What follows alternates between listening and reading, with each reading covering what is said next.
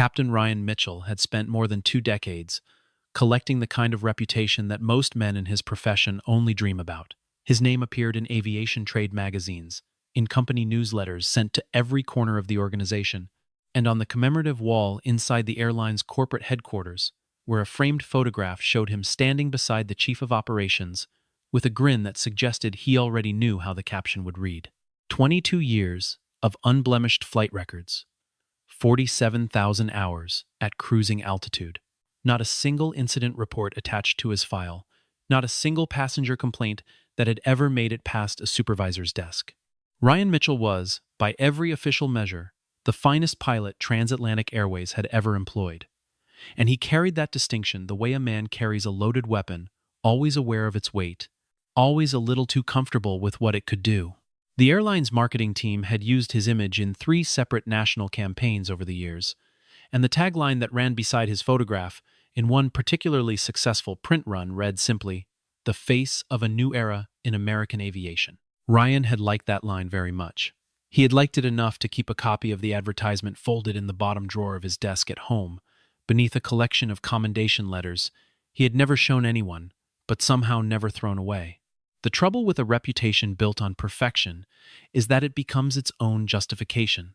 Ryan had learned early in his career that excellence, demonstrated consistently and publicly enough, tends to insulate a person from the ordinary rules that govern everyone else.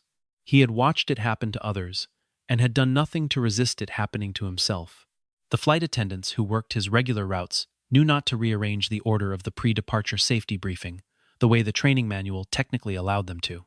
The ground crew had figured out, through painful trial and error, that Ryan expected the fuel manifest on his clipboard before he reached the tarmac, not after. A junior first officer named Thomas, who had flown 3 legs with Ryan in his first year with the company, had once suggested a slightly different approach to managing headwind on a descent into Denver, and Ryan had responded with a silence so complete and so cold that Thomas had spent the next 6 months requesting reassignments whenever Ryan's name appeared on the schedule. Nobody said anything about it. That was perhaps the most telling detail of all. Nobody said anything, because saying something would have required them to weigh their concern about Thomas's experience against the institutional certainty that Captain Ryan Mitchell was too valuable to inconvenience. And the institution, as institutions reliably do, chose itself.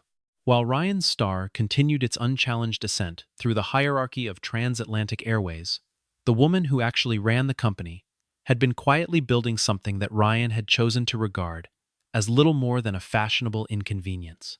Isabella Carter had taken the CEO position 3 years earlier, following a restructuring that the board of directors had described to the press as a strategic realignment of leadership priorities, which was the kind of corporate language that generally means someone important had finally been held accountable for something. Isabella had arrived with a reputation of her own, not the kind forged in cockpits and celebrated in marketing campaigns, but the kind that comes from spending 15 years making difficult decisions in difficult rooms and being right often enough that people stopped arguing about whether she deserved to be there. She had started as a logistics analyst, moved through operations, run the international division for 4 years, and been appointed to the board at 41. By the time she stepped into the chief executive role, she had already transformed 2 separate business units that had been bleeding money into profitable divisions, and she had done it by insisting on one thing above all others: that the people doing the work be given the conditions they needed to do it well. She believed, with a conviction that had survived considerable opposition, that talent was not the exclusive property of any particular background, and she intended to prove it by building a team that looked like that belief, rather than simply describing it in the annual report. The diversity initiative that Isabella had launched in her first year as CEO was not, as Ryan privately characterized it to a few sympathetic colleagues over drinks near the departure lounge, a quota system designed to make the airline look good in press releases. It was a structured, funded, multi-year commitment to identifying qualified candidates from groups that had historically been excluded from senior aviation roles, not because such candidates were difficult to find, but because the systems designed to recruit and retain them had never been built with their success in mind. Ryan had listened to the company-wide presentation about the initiative and had come away with an expression of polite skepticism that his colleagues who disagreed with him had learned to recognize as his version of contempt. He said nothing publicly. He was too experienced for that. But in the smaller conversations, the ones that happened in the crew lounge just before a long-haul flight, or in the parking structure at the end of a shift, he made his position known clearly enough to those he trusted to keep it among themselves. Standards were standards. The sky didn't care about politics. If someone belonged in the cockpit, they had already earned their way in. And if the company was going out of its way to recruit people who hadn't earned it yet, that was the company's choice to make and the passenger's risk to bear. He received the notification about his new Copilot on a Tuesday afternoon, in a standard scheduling email that listed Lieutenant Maya Brooks as his assigned first officer for the following day's transatlantic route. Ryan read the name, pulled up the personnel record that was attached, and set his phone face down on the table without finishing it. Maya Brooks had arrived at the airport at 5:40 in the morning, a full 90 minutes before she was required to report. She had always been early. It was a habit she had developed in the military, where being on time was indistinguishable from being late, and she had carried it with her into every environment she'd inhabited since.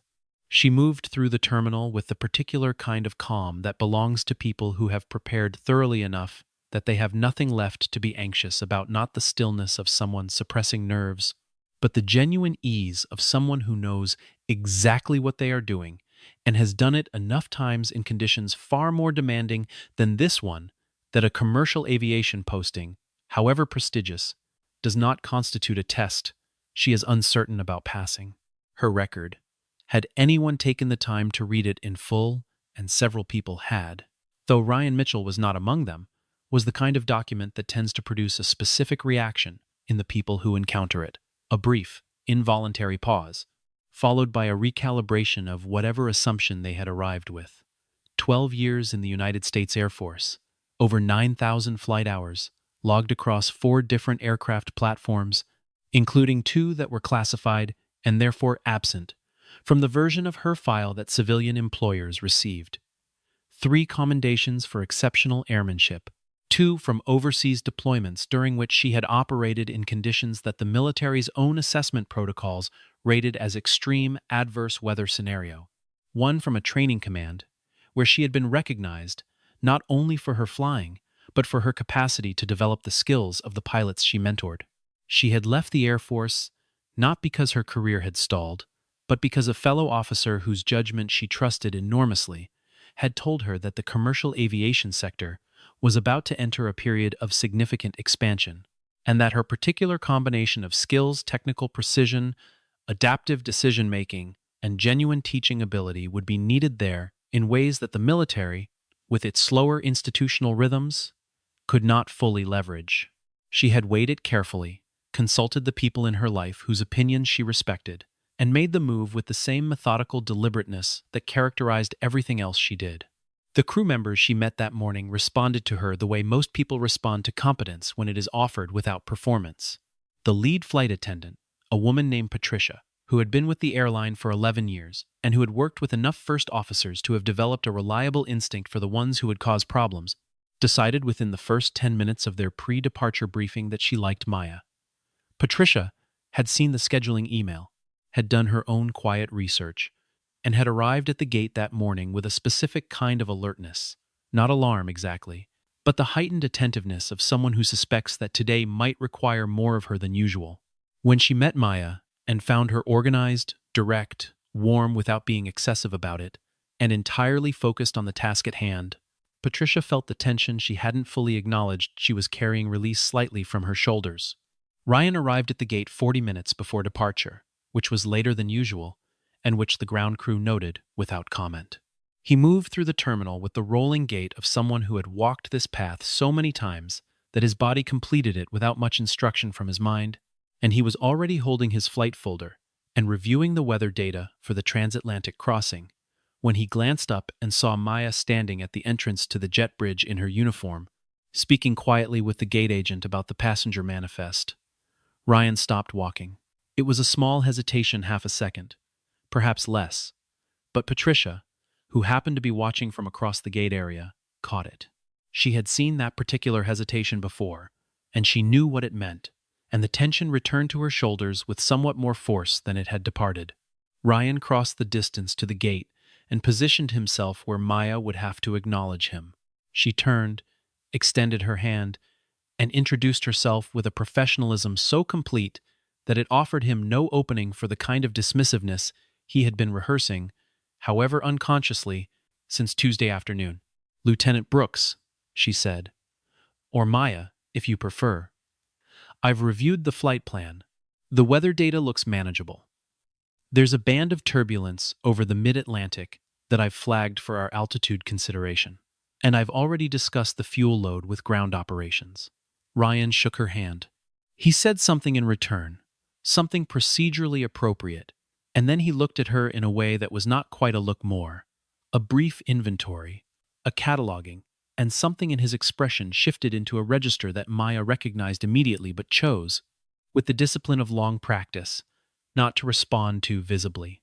He started asking questions in the crew briefing room, not the operational questions that captains are supposed to ask first officers, the ones that establish shared understanding of the mission and distribute responsibility appropriately across the flight deck, but a different kind of question, the kind with a hidden structure, where the surface is reasonable and the intent is something else entirely. Had she flown this aircraft type before, and how many hours specifically? Had she managed long-haul routes across the Atlantic, and how had she found them in terms of managing fatigue over extended flight durations? Was she familiar with the airline's specific approach protocols for their primary transatlantic destination? Each question arrived in a neutral voice, and with the formal courtesy of a man who understood exactly how things needed to appear in professional settings, but the questions themselves, their sequence, their specificity, their implicit suggestion that the answers might turn out to be inadequate, told a different story. One of the junior ground operations officers who happened to be in the briefing room during part of this exchange caught the eye of his colleague near the door and raised his eyebrows very slightly, and his colleague gave a small, almost imperceptible nod that communicated, "Yes, I am seeing this too." Maya answered each question with facts, specific numbers, specific routes, specific aircraft, stated plainly, and without the defensive overjustification that Ryan's questioning seemed designed to provoke. She did not ask him whether he had intended to imply something. She did not give him the reaction that would have allowed him to reframe the conversation as an emotional response rather than a professional assessment. She simply answered the questions and waited, and let the silence that followed each of her answers do whatever it was going to do. A senior dispatcher named Gerald, who had worked with Maya on the scheduling side of her assignment to the airline, and who had been among the first in the organization to review her full personnel record, passed Ryan in the corridor outside the briefing room after the session had concluded and said, without preamble, and in a tone that was entirely offhand, "She's one of the best pilots I've ever put on a manifest." Ryan looked at him. Gerald continued down the corridor. Ryan stood still for a moment, and the expression on his face in that moment was the expression of a man whose internal architecture is encountering a load it was not designed to carry. The morning of the departure began in the particular way that departure mornings always begin at major airports, with a kind of organized urgency that resembles chaos from the outside, but is, when you know how to read it, a precisely choreographed sequence of interdependent tasks, all timed to converge at a single moment.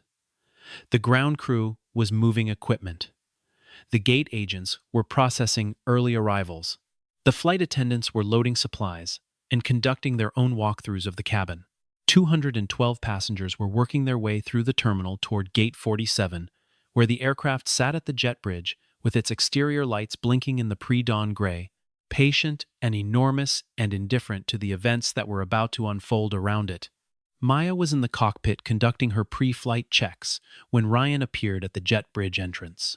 She had completed 30% of the checklist already, her movements through the sequence practiced to the point of automaticity, while her attention remained genuinely engaged with each item, rather than simply reciting it. The aircraft responded to her the way well-maintained equipment responds to someone who understands it, with a kind of cooperative precision that is different from the compliance you get from someone who is going through the probative motions. The flight systems read correctly. The instruments were aligned. Everything that was supposed to be ready was ready. Ryan stopped at the entrance to the jet bridge. A gate agent named Marcus, who was positioned there managing the boarding process, looked up when Ryan stopped, and then looked at his clipboard, and then looked back at Ryan, because Ryan was not moving through the door the way he should have been at this point in the departure sequence. Ryan was looking through the oval window of the jet bridge door at the cockpit, where Maya was visible through the flight deck windows, and his expression had the quality of a decision being made, not the rapid, responsive kind of decision that pilots make in the air, but a slower, more deliberate kind, the kind that involves choosing to do something that part of you already knows is wrong. He turned around. The gate agents, the boarding staff, the two flight attendants who were positioned near the forward door of the aircraft, they all saw it at the same moment, the specific visual wrongness of a captain walking away from his aircraft during active boarding. Marcus immediately stepped toward Ryan and said something in a low, professional voice, and Ryan's response came back at a volume that was not low at all.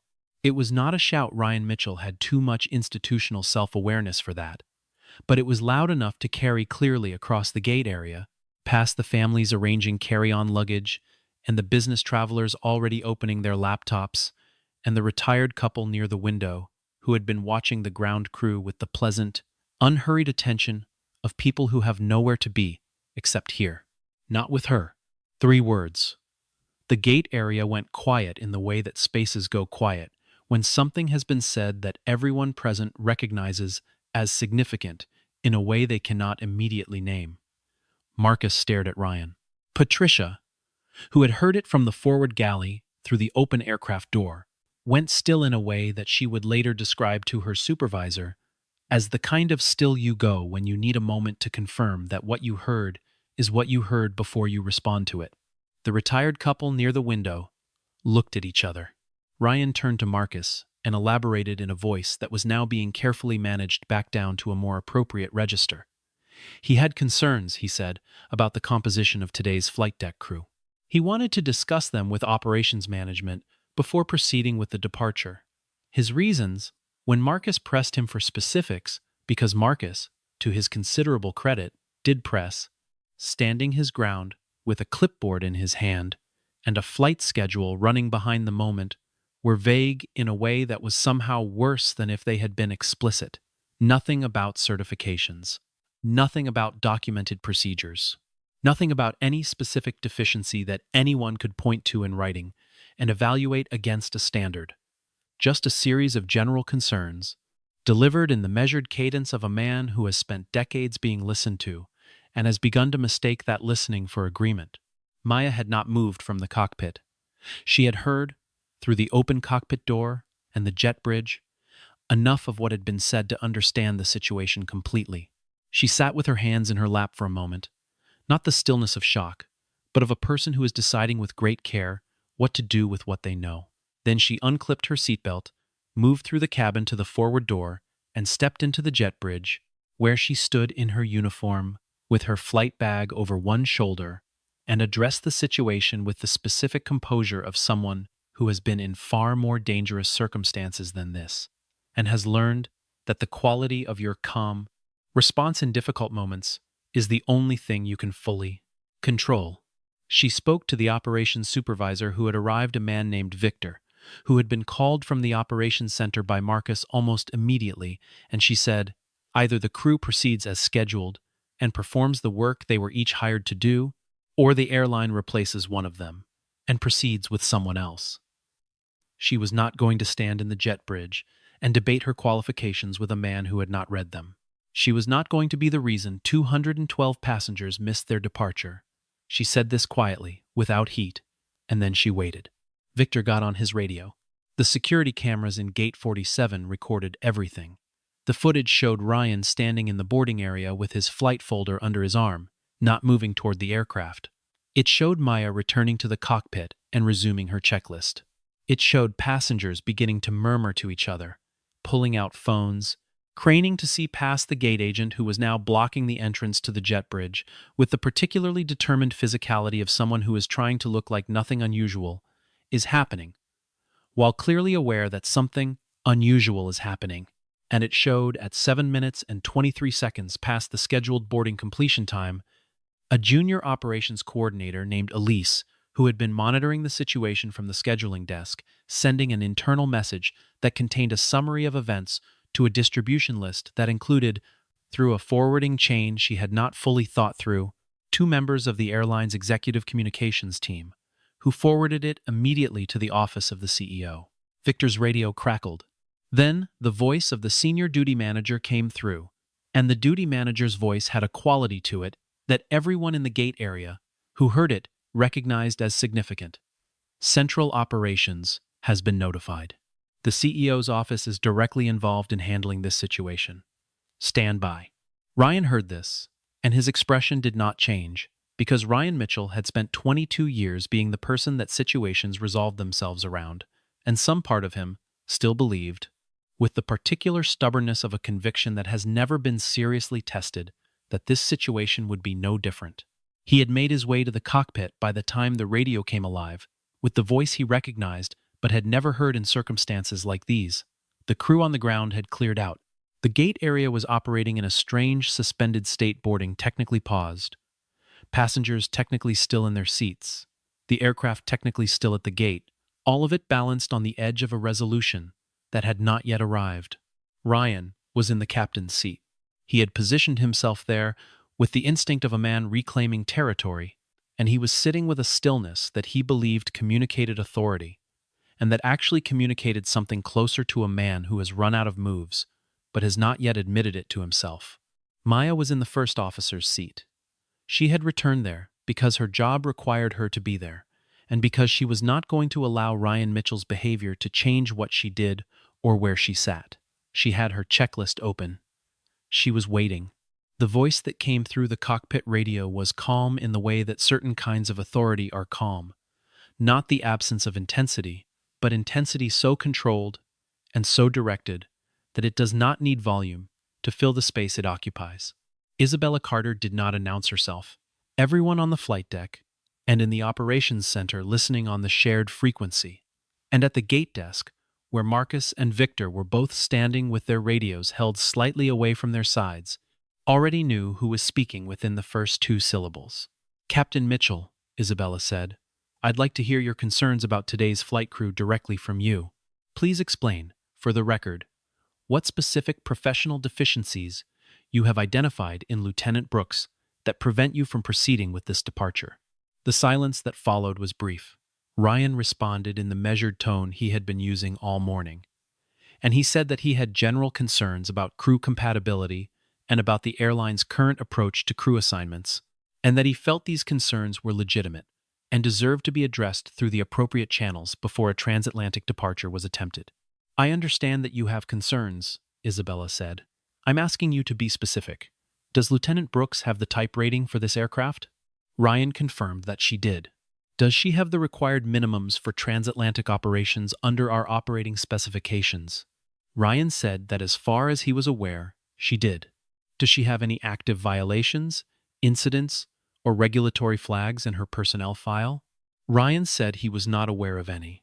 The silence this time was longer and more inhabited, because the crew at the gate could hear this exchange on the shared frequency, and the operations team could hear it, and Patricia in the forward galley, who had turned the volume on her crew communication unit up slightly in a way that was technically within protocol, I could hear it. Everyone heard the questions, and everyone heard the answers, and everyone heard what the questions and answers together were demonstrating. "Then I need you to help me understand," Isabella said, and her voice had not changed in pitch or pace, but something in it had arrived at a different place than where it had started. "What it is that you are actually objecting to." Ryan did not answer immediately. When he did answer, it was with a brief reference to leadership philosophy and crew dynamics. And the answer was clearly inadequate, and was clearly intended to fill space rather than provide information. And everyone listening understood this. Isabella paused for exactly 3 seconds. Then she said, "While you were forming your concerns this morning, Captain, I want to share some information with the crew. Lieutenant Maya Brooks completed 9,240 flight hours in the United States Air Force before joining this airline. She has operated under combat-adjacent conditions in airspace that our own protocols would classify as extreme, and she has done so without a single adverse incident on her record. 8 months before she applied for this position, she executed an emergency landing in a compromised aircraft with 164 personnel aboard, in visibility conditions that the Weather Service rated as below minimums for normal operations. Every person on that aircraft walked away. She received no commendation for this, because the operation was classified, and she did not ask for one. She has more hours in demanding flight conditions than the majority of captains currently active on our roster. She chose this airline because she believed in what we were building here. A pause. I want you to tell me which of those qualifications is insufficient. There was no answer from Ryan Mitchell. The cockpit was quiet. Outside the windows, the tarmac was bright in the morning light, and the airport moved with its ordinary rhythms, and 212 passengers sat in a narrow aluminum tube 40 feet away, waiting. There is one more piece of information, Isabella said, that I think you should have. The question hung in the aircraft's recycled air, like weather unavoidable, present, already changing the conditions inside the space. Ryan sat with his hands in his lap, and if he had been asked in that moment to describe what he was feeling, he would not have had an answer ready, because the emotional vocabulary that is adequate to the experience of having your certainties dismantled in front of witnesses is not vocabulary that Ryan Mitchell had ever found occasion to develop.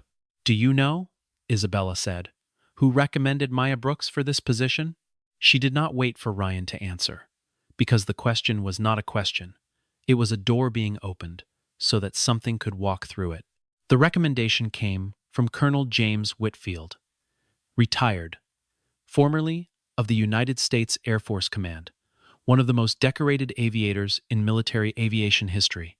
He contacted me personally, not through any formal channel, but through a direct call to my personal line because he said, and I am reading directly from the notes I took during that conversation, that Maya Brooks was the most naturally gifted aviator he had encountered in 40 years of flying, and that the airline that had the sense to put her in command would be making the best aviation investment of the decade.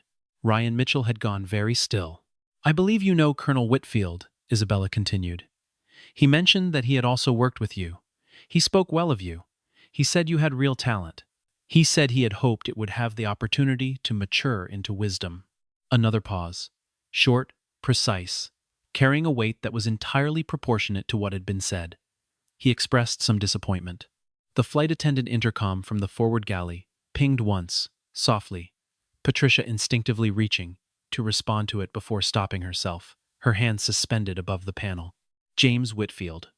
Colonel James Whitfield, who had been Ryan's flight instructor during his military service before Ryan had transitioned to commercial aviation, who had written one of the 3 letters that had supported Ryan's original application to Transatlantic Airways 2 decades ago, who had taught Ryan that the measure of a pilot was not the conditions they flew in when everything was working correctly, but the decisions they made when it wasn't.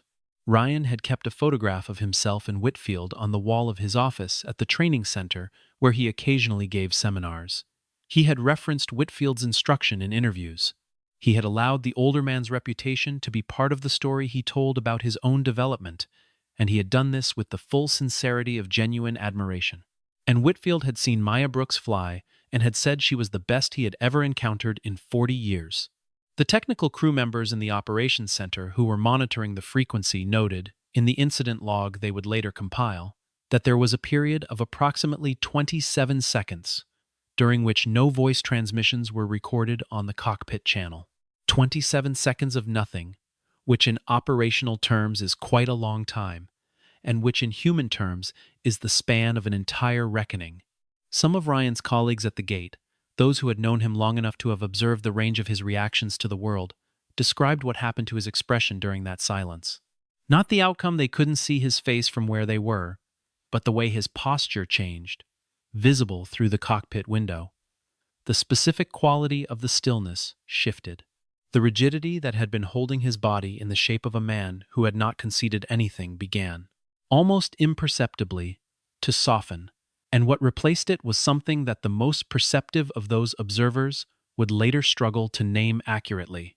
Not defeat, exactly, but the beginning of the understanding that defeat might be the appropriate word. Isabella Carter's voice, when it returned to the frequency, carried the particular texture of someone who has prepared carefully for this moment and is executing it, not with satisfaction, but with the kind of sober purposefulness that belongs to decisions that are right but not easy. "Captain Mitchell," she said, "you will not be in command of this aircraft today. A replacement captain is already at the terminal and will be at the gate within 15 minutes. Lieutenant Brooks will remain in the first officer position as scheduled. The flight will depart as soon as the crew transition is complete, and the passengers will receive an apology for the delay and an explanation that accurately reflects what occurred." A brief pause. "You are relieved of duty, pending a full review by Human Resources, Operations Leadership, and the airline's Equity and Inclusion Oversight Panel. You are to surrender your flight credentials at the Operations Center and wait for further instruction. Is that understood?" Ryan said something. The logs would record it as acknowledged, though the people who listened to the recording afterward noted that what was audible was less a word than the final movement of air, from a man who has run out of them. "Lieutenant Brooks," Isabella said, and her tone changed in a way that was subtle but unmistakable. The specific shift that occurs when a conversation that has been about a problem turns toward the person who was made to be that problem's victim and acknowledges that distinction. "I'm sorry for what happened this morning. The delay is not your fault. The review that follows will make that very clear. Fly safe," Maya said. "Yes, ma'am. Thank you." 40 minutes later, a new captain named David Reeves walked the jet bridge and settled into the left seat, and Maya walked him through the checklist with the thoroughness and precision that Patricia, watching from the forward galley, had already come to expect from her. The aircraft pushed back from the gate at 9:47 in the morning. The sky over the airport was clear and sharp-edged, the kind of blue that only appears at altitude, and in the early morning, before the heat of the day softens everything at the horizon. The story did not stay inside the airline's walls, because stories like this never do. What began as an internal incident report became, within 48 hours, a conversation that moved through the industry, in the way that certain conversations move not because anyone specifically set it in motion, but because the conditions were right for it. Former colleagues of Ryan's who had observed his behavior over the years and said nothing found themselves, in the presence of what was now a documented and discussed incident, reconsidering what their silence had cost. A flight attendant from one of Ryan's earlier regular routes wrote a detailed account of a pattern of dismissiveness that she had never formally reported and posted it to an industry forum for aviation professionals. A first officer who had been reassigned away from Ryan's crew 2 years earlier after a single flight together confirmed, when asked by a journalist covering the story, that the reassignment had been his idea and that he stood by it. The picture that assembled itself from these accounts was not the picture of an aberrant moment. It was the picture of a pattern long, uninterrupted, and enabled by the assumption that the man at the center of it was too valuable to examine closely. Ryan Mitchell spent the weeks following the incident in a state that he had no previous experience navigating, because his previous experience had not included the sensation of watching a reputation dissolve. He had understood, in the abstract, that reputations could be damaged. He had watched it happen to others and had processed it, from a distance, as a failure of character management, as something that happened to people who made avoidable mistakes. What he had not understood, because he had never had occasion to learn it, was that the mistakes that matter most are not always the ones that seem large in the moment. Sometimes the mistake is the accumulation of 1,000 small choices made over 20 years, each one defensible in isolation and damning in aggregate. And what you are looking at when the aggregate becomes visible is not a crisis, but a record. He found himself returning, in those weeks, to things Colonel Whitfield had said to him when he was young and still absorbing everything. Whitfield had talked about judgment, not the technical kind, the kind that tells you how to fly in bad weather, but the human kind, the kind that tells you who to be when no one is watching and when the outcome doesn't matter professionally. He had said that the best pilots he had known were not defined by their skill, because skill, in aviation, was ultimately a minimum requirement. What separated the genuinely exceptional ones was their willingness to remain students, not just of their aircraft and their instrument panels, but of the world they were moving through, and the people they were moving through it with. Ryan had written that down at the time. He had not thought about it in years. The meeting he requested with Maya took place in the crew lounge 3 weeks after the incident. It was not a room with any particular claim to significance, a standard institutional space with upholstered chairs that had been replaced twice since the building was constructed, and windows overlooking the outer taxiway. But Ryan had asked to meet there because it was a space that belonged equally to both of them and to no one in particular, and because he thought that mattered. Maya arrived punctually, as she arrived everywhere. She set her bag down and sat across from him, and she gave him the same calm, direct attention that she gave everything, which Ryan now recognized as a discipline, not coldness, but the choice to remain fully present and fully composed simultaneously. He said he was sorry. He said it without qualification, and without the rhetorical softening that turns apologies into negotiations. He named what he had done. He had decided before meeting her, before reading her file, before saying a single word to her as a colleague, that she was not good enough. He had based that decision on nothing that belonged to her professionally. He had made it in a moment and then defended it in public, and in doing so, he had attempted to substitute his own prejudice for her 2 decades of documented excellence. And he had done it in a way that was visible and damaging, and had required other people to intervene and correct. He said all of this in a voice that was quiet, and that was not performing humility, but attempting to practice it, which is different and harder. Maya listened. She did not rush to accept or refuse what he was offering. When he finished, she was quiet for a moment, in the way of someone choosing words that are precise rather than merely available. "I've spent 12 years in environments where I was not the expected person in the room," she said. "You're not the first, and you won't be the last. And I want to be honest with you about something. The apology matters less to me than what you do next. Not because I don't believe you mean it, I think you do. But the apology is about yesterday, and what I'm interested in is tomorrow." She paused. "I've seen people say sorry and go right back to the same behavior when no one is watching. I've also seen people genuinely change. The difference is never in the apology. It's in the work that follows it." Ryan sat with that for a moment. "What does that work look like?" he asked. "That's a good question," Maya said. "The fact that you're asking it is also a good sign." Isabella Carter was not present for that conversation. She learned about it afterward, from a brief account that Maya offered when Isabella called to check in on her, not a formal debrief, just the kind of phone call that good leaders make when someone in their organization has been through something that deserved acknowledgement. Isabella listened to what Maya described and said very little in response, because what Maya described did not need commentary. She filed it away in the part of her mind that collects evidence about what people are capable of when the conditions are right. 2 days later, Isabella appeared at an all-staff gathering and event that had been scheduled well in advance as part of the airline's annual Culture and Values Conference, though its timing now gave it a weight that the scheduling had not anticipated. She stood at the front of a room that contained most of the airline's senior staff, including many of the people who had been at Gate 47 on the morning of the incident, and she talked about what had happened in the way that leaders talk about things when they are not trying to manage the narrative, but actually reckon with it. She said that what Ryan Mitchell had done was wrong, and that the company's response to it had been what it needed to be, and that neither of those things required extended elaboration. She said that what she wanted to talk about was the environment that had allowed a pattern like Ryan's to persist, as long as it had not to assign blame retroactively, but to understand what they were going to do differently. She said that expertise was not something that announced itself, or that arrived pre-attached to certain kinds of people, and not others. She said that the job of any institution worth being part of was to build the structures that allowed genuine talent to be recognized wherever it existed, and to resist the structures that had historically prevented that recognition from occurring.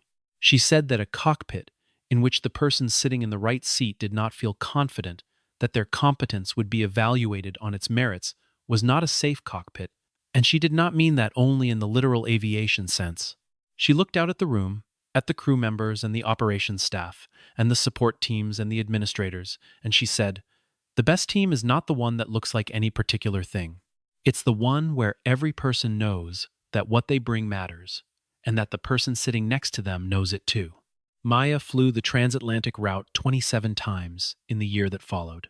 She flew it in weather that turned the crossing into a continuous exercise in adaptive decision-making, and she flew it in conditions so clear and still that the ocean below looked painted on glass, and she flew it in all the ordinary in-between states that account for most of the hours a pilot logs over a career. She built a reputation within the airline that was, if anything, underrepresented by her credentials, not because she did anything extraordinary in those 27 flights, but because the standard she maintained was consistently and demonstrably excellent, and because the people who flew with her returned from those flights with the specific satisfaction of having worked alongside someone who was genuinely good at their job and who also made them better at theirs. She did not seek visibility for any of this. She did not give interviews about the incident at Gate 47, though she was asked.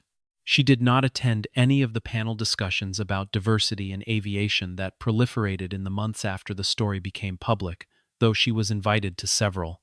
She went to work, and she did her work, and she let it speak with its own voice, which was the way she had always operated and which she saw no reason to change. Ryan Mitchell went through the review process, which took 11 weeks and involved interviews with 16 current and former colleagues and a formal assessment by an external HR consulting firm. The outcome was what most of the people who had worked with him closely over the years had expected: a documented finding of professional misconduct, a 1-year probationary reinstatement conditional on completion of a structured development program in professional conduct and unconscious bias, and a mandatory mentoring relationship with a senior female pilot on the airline's roster. Ryan accepted the terms. He did not contest them. He appeared, to the human resources staff who processed his reinstatement, to be someone who had made the decision to do the thing that needed to be done, not enthusiastically, not without cost to his pride, but genuinely, and without negotiation. He was never the same figure in the airline that he had been before the incident, and he did not try to recapture that particular shape. The marketing campaigns no longer featured his photograph. The commemorative wall in the corporate headquarters was updated in a general refresh of the display, and Ryan's photograph was not replaced, but was repositioned into a section labeled Our History, rather than the section labeled Our People, which everyone who noticed understood without needing to discuss. He flew, and he performed his function with the competence that had always been real even when it was being used to justify things that were not, and he began, slowly, to understand that competence in service of a limited view of the world is not the same thing as competence, and that the difference between them is exactly the difference that had mattered. Isabella Carter, on the morning that a new cohort of pilots completed their orientation program and received their transatlantic airways credentials, stood at the window of her office on the 4th floor of the terminal building and watched a wide-body aircraft push back from its gate and move slowly toward the runway. She had been at her desk since early morning, going through the kind of correspondence that requires the particular quality of attention that accumulates only after everything else is quiet.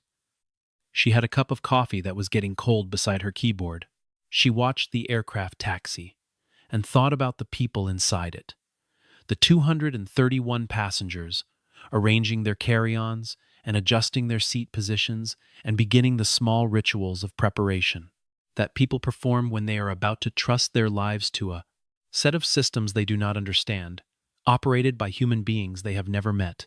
She watched the aircraft reach the end of the taxiway and pause at the hold short line, waiting for clearance.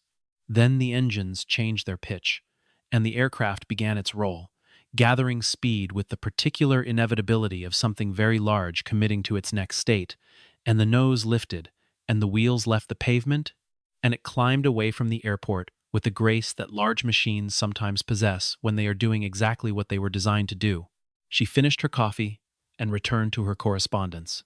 In the cockpit of that aircraft, 2 pilots were working through their after-takeoff checklist with the steady, practiced calm of people who have done this before and will do it again and who understand that the doing of it, the showing up, and the checking, and the communicating, and the managing of everything that needs to be managed is not a small thing, regardless of how ordinary it appears from the outside.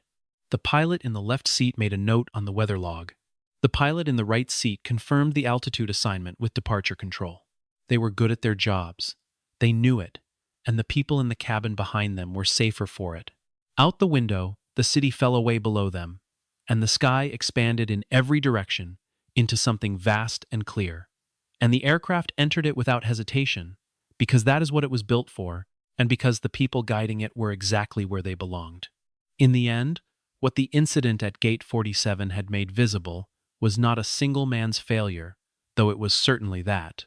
It had made visible the specific fragility of systems that allow reputation to substitute for judgment, and the specific resilience of people who have built something real in environments that never assumed they belonged there.